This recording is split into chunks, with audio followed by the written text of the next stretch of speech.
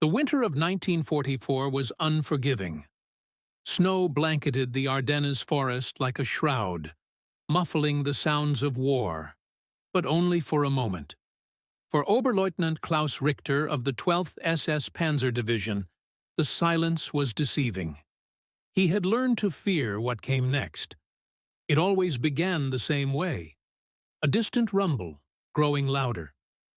Then came the sound that haunted German soldiers from Normandy to the Rhine, a sound they called Hitler's zipper, when it came from their own MG-42s. But this was different, deeper, more deliberate, more final. The Americans called it the Ma-Deuce, the Browning M2 50 caliber machine gun.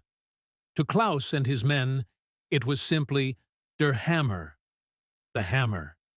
And when it spoke, men died. Klaus had first encountered the weapon on a rain-soaked morning near St. Lo 3 months after D-Day. His company was attempting to outflank an American convoy when the world exploded in a cascade of steel and fury. He watched in horror as Sergeant Friedrich Weber, a veteran of Stalingrad who had survived the Eastern Front, was struck by a single round from an American half-track. The bullet didn't just wound him. It nearly tore him in half. "Get down! Get down!" Klaus screamed, but his words were swallowed by the relentless hammering from above. The distinctive boom, boom, boom of the 50 cal echoed through the hedgerows, each report a death sentence. Private Miller, barely 19 years old, tried to run for cover. The next burst caught him across the chest. His body armor, designed to stop pistol rounds and shrapnel, might as well have been paper. This was the terrible reality of the M2. While the German MG-42 fired faster, up to 1,200 rounds per minute, it fired a standard rifle cartridge. The American monster fired bullets half an inch wide, weighing over 2 ounces each, traveling at nearly 3,000 feet per second. These weren't bullets. They were flying telephone poles. Hauptmann Ernst Becker, a tank commander in the 2nd Panzer Division, wrote in his diary on September 15, 1944, "Today we lost 3 Panthers, not to enemy tanks, not to artillery, to machine guns. The Americans have mounted these devil weapons on everything, their jeeps, their trucks, their half-tracks. They spray our positions from 1,000 meters away, and our boys cannot answer back. The bullets punch through sandbags, through logs, through the stone walls of farmhouses. Yesterday, I saw one cut through the corner of a building where Lieutenant Vogel was taking cover. The corner simply ceased to exist, as did Vogel. The psychological impact was devastating. German soldiers were taught to fear enemy tanks, to respect enemy artillery, to take cover from aerial bombardment. But a machine gun? Machine guns were supposed to be suppressible, avoidable, survivable. The M2 changed that calculation entirely. Gefreiter Hans Schmidt of the 352nd Infantry Division recalled his experience near Aachen in October 1944. "We were ordered to hold a roadblock outside the city. Standard defensive position, concrete barriers, sandbags, 2 MG-42s covering the approach. We felt secure. Then the Americans arrived with their armored cars. The 50 cals opened up from 800 meters. I watched our concrete barriers, solid concrete, thick as a man's torso, disintegrate like sugar cubes in rain. The rounds walked up the road toward us, each impact sending fragments of stone and metal slashing through the air. Our MG-42 gunner, Corporal Steiner, tried to return fire. A single round from the American gun struck his weapon. The MG-42 exploded. Steiner's hands. I still see them in my dreams. The M2's effective range was particularly demoralizing. While German machine guns were deadly at 300 to 400 meters, the American weapon could kill at distances exceeding a mile. In the open terrain of Belgium and France, This gave American forces an insurmountable advantage. Feldwebel Otto Kruger, a veteran squad leader, described an engagement near Bastogne during the Battle of the Bulge, December 20th, 1944. We had just broken through the American lines, or so we thought. Our column was advancing along a snow-covered road when the shooting started, but we couldn't see the enemy. The rounds came from somewhere in the tree line, 1,000 meters distant. We deployed, took cover behind our vehicles, prepared to assault. Then the 50 cals found our half-tracks. The first vehicle erupted in flames. The second tried to reverse but was struck in the engine block. Through the engine block, a machine gun that could destroy engines like an anti-tank rifle. We were pinned down for 3 hours before we could withdraw under cover of darkness. 14 men lost. We never even saw the Americans. The weapon's versatility added to German frustration.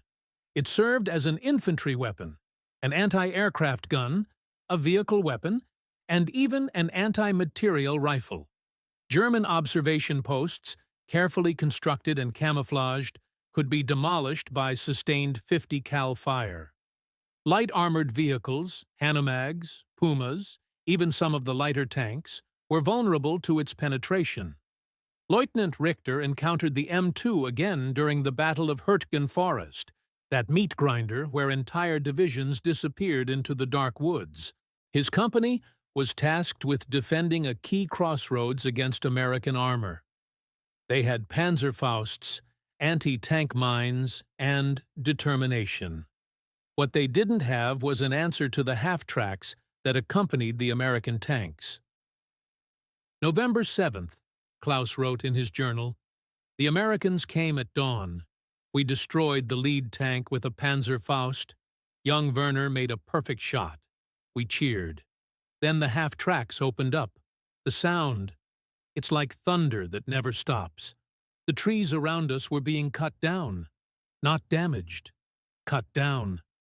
Trunks as thick as a man's waist shattered and fell. Our log bunker, reinforced, solid, proof against mortar fire, began to disintegrate. I ordered the withdrawal. 7 men made it out. 14 didn't. The Germans tried to adapt. They dug deeper. They built thicker fortifications. They learned to disperse, to never mass infantry within range of American vehicles. But the M2 had one more terrible characteristic: reliability. While the German MG-42 was magnificent when it worked, it required constant maintenance and was prone to jamming. The American 50 cal could fire thousands of rounds with minimal stoppage. In the mud, in the snow, in the rain, it kept firing. Oberst Heinrich Müller, a regimental commander, wrote a classified report in January 1945 that was captured by Allied forces. The American 50 caliber weapon has become the single most feared infantry weapon among our troops, surpassing even their artillery in psychological impact. A soldier can shelter from artillery. He can hide from aircraft. He can fight against tanks with Panzerfausts. But against the 50 caliber, he is helpless. The range is too great, the penetration too severe, the reliability too consistent. Morale among frontline troops has degraded significantly due to this weapon's presence. Recommend immediate development of countermeasures. Those countermeasures never came. By early 1945, Germany lacked the resources to develop new weapons. They could barely produce ammunition for existing guns. Klaus Richter's final diary entry came on March 4, 1945, near the Rhine. We are down to 32 men. Most are teenagers or old men. We have 6 rifles, 1 MG-42 with limited ammunition, and 2 Panzerfausts. The Americans are across the river. We can hear their vehicles. We can hear their 50s. That sound. That terrible, relentless hammering. We know what's coming. Some of the boys are crying. I don't blame them. I've been fighting for 5 years. Poland, France, Russia, now here.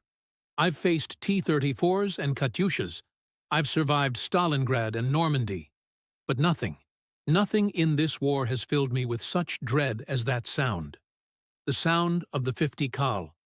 The sound of Der Hammer, coming for us all. Klaus Richter survived the war.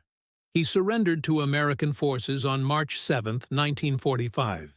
In a post-war interview conducted in 1953, he was asked what he remembered most about fighting the Americans. He didn't mention their tanks, their artillery, or their air superiority. He simply said, "The 50 Kal. We called it Der Hammer because it didn't just kill you. It erased you. It broke our fortifications, our vehicles, our spirit. When you heard that sound, you knew, absolutely knew, that death was deliberate, mechanical, and unstoppable. The Russians were brutal, but they were men like us. The 50 Kal wasn't a man. It was a machine that turned other men into red mist and broken meat. That's what I remember. That's what I still hear sometimes in the quiet hours before dawn. Boom, boom, boom, the hammer falling." The M2 Browning 50 caliber machine gun fired its first shots in combat in 1933.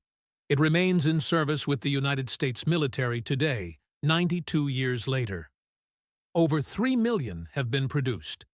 It has served in every American conflict since its introduction. No weapon in modern military history has proven so enduring, so reliable, or so feared. The Germans had many names for it. Der Hammer, Die Säge, the Saw, Donnergott, Thunder God. But perhaps the most telling was the simplest. Das Ende, the end. Because when the M2 spoke, that's what it brought. Swiftly, reliably, and without mercy. The end.